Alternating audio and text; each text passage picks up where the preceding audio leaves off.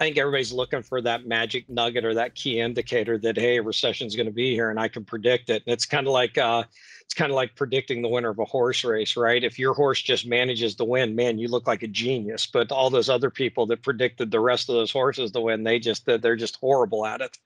I choose not to be a prognosticator when it comes to those things, and instead, I want to build a business that's prepared for that.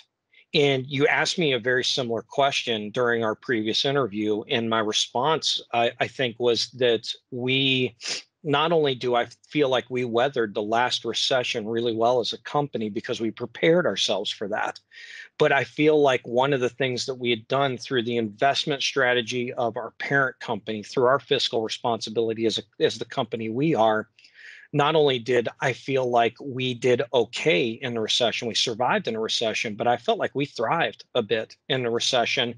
And in fact, some of the conversations we had with companies during the last recession culminated in acquisitions, future acquisitions. So I do believe that in even the most unfortunate situation, there are people that will benefit in those types of situations. And not saying that I want to benefit from a tragedy or anything like that, but I do think that it's not about predicting the recession. I think it's about being prepared for the recession. Yeah, it's And that's where I think Solutionz is. okay. Sorry, I didn't mean to interrupt you there. No, absolutely. Yeah. So one of the that's it's interesting that you mentioned being prepared because I think one of the topics around the 2007 2008 recession is that people weren't prepared for it. They weren't thinking it was going to happen, and that's kind of where the why the curve was so sharp at that point. It seems like it's a little bit different this time, even if people don't know when it's coming or what year it's going to be or anything like that. It seems like they're thinking more like what you mentioned and being prepared for it. Are you noticing more of that?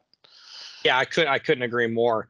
It's funny, I live in California and we're in earthquake territory, right? And it only takes one really bad earthquake and you'll find an earthquake kit in everybody's closet. Then probably the next week or the next month after that really strong earthquake.